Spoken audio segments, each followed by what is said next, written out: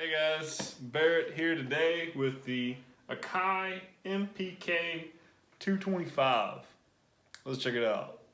So basically what you have is you have the drum pads up here, and you have the 2-octave keyboard here, modulation and pitch bend, as well as an octaver up and down. Change your octaves, press down and press up for different octaves. You have your arpeggiator. You press that and hold a note and it arpeggiates the chord. Tap tempo and loop. For your pads, you have note repeat, which means you can hit that and hit your pad and it'll keep doing the note over and over again. You can decide what division, what rhythmic division you want that repeat, whether you want it at quarters, eighths, sixteenths, or 32-second notes. This right here is kind of nifty if you know how to use it. It is how you can work within your DAW, which we'll talk about it in a minute, to use this keyboard in an effective way, like if you're really using it kind of every day for work as a producer or something. You got the knobs here. These knobs can be assigned to whatever, parametric, EQ, effect, whatever. Whatever you want them to be assigned to. They can even just be like a little mixer. You can assign them to volumes, on your tracks. And yeah, then you have your little LCD screen that gives you even more customizable options. So to get it going, you just plug your USB up to the computer, and there's a little on button back here. And as soon as you turn it on, it's got some nice cool little colors. So the pads light up, the drum pads, as well as your LCD screen.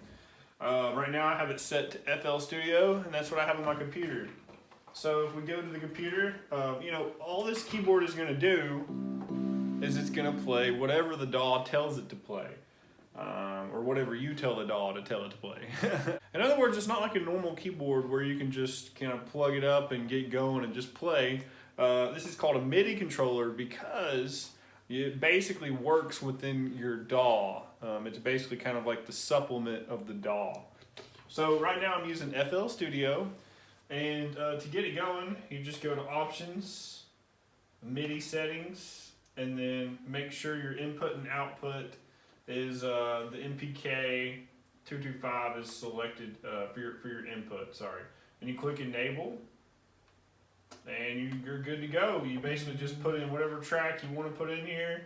If I want a bass, I'll go to bass. And then as soon as I click in my bass on my track, like if I click the track, now this becomes a bass.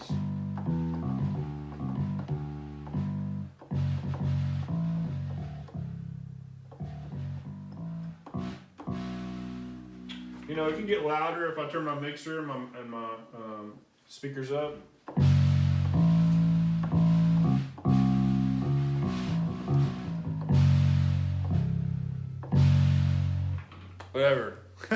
Whatever bass you want.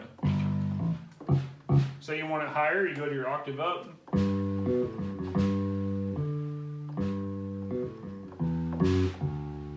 So one cool thing about this MIDI keyboard, just like all of them really, it feels nice to play. It's got 2 octaves, but you can make it go up and down if you want more octaves.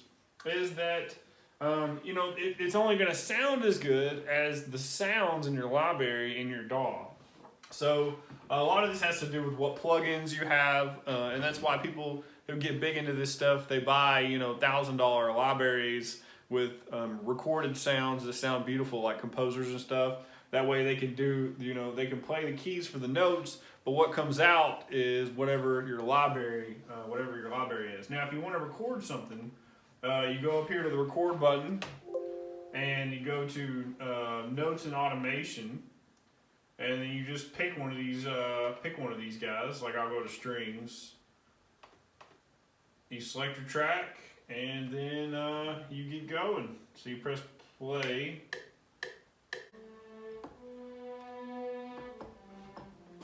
And you can see right away your notes are playing right there.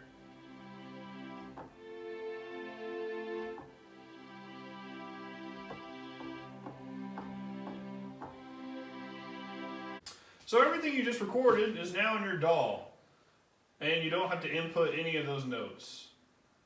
But the downside of that is now you have to go in and organize all this stuff. So say I was just messing around in the beginning, right? So I don't want that first part. So I delete that first part. But I can back out and organize the rest of this stuff to go to whatever tempo or grid I want it to. Really, I was supposed to pick my tempo before I did that. I was being kind of lazy. So, and I wasn't actually going to a tempo anyways. I was more of like a free kind of style, which doesn't work very well in these kind of programs. They like for you to be in a tempo and be, you know, absolute. They don't like for you to be free floating, but whatever. So now you can listen back. Oh wait, I gotta turn record off. So now you can listen back to what you recorded. Let's see, I gotta turn the track on. And you can edit it.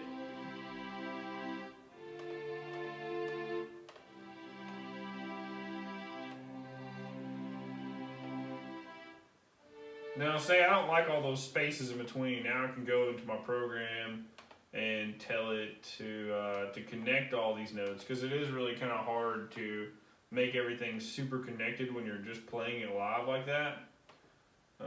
So you can say tools, quick legato. Legato meaning putting everything. Well, see, the problem is I didn't do it to I didn't do it to a click, so it's gonna not. That's not gonna work very well actually.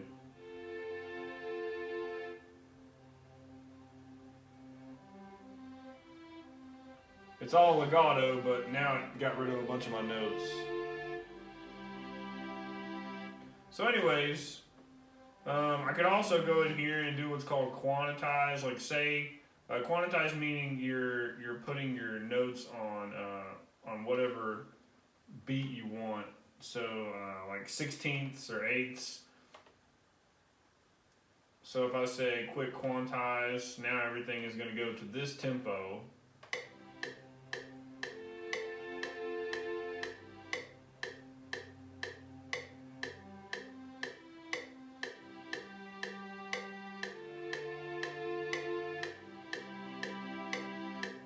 And I can make it louder or softer or whatever.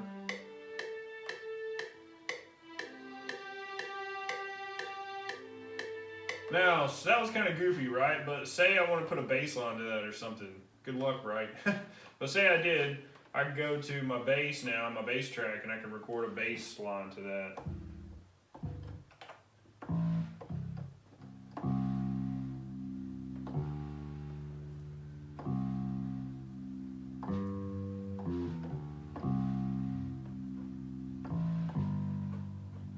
Do something like that. Who knows? We'll see what it sounds like. I'm a off the cuff kind of guy. Usually you go back and you listen to your track and you try to record something that sounds decent and you have it prepared and then you record, but I'm just messing around, so. Whoops. Why did it not give me the, oh, I didn't press record. Well, you gotta press record. That's a life lesson right there. It's gonna give me my little time before and then I record. 2, 1.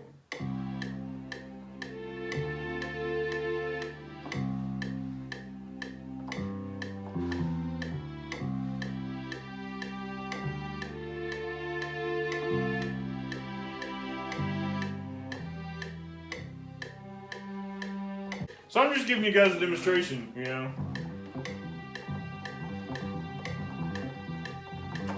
It's not it's not good music. But anyways.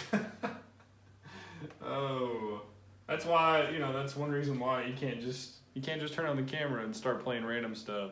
It's not gonna sound good. So if I really wanted to prepare for this, I could have made something and wrote something. I don't know, man. I didn't feel like doing all that. All right, I'll be honest with you guys. Now you can go to keys, and you can play around with some keys.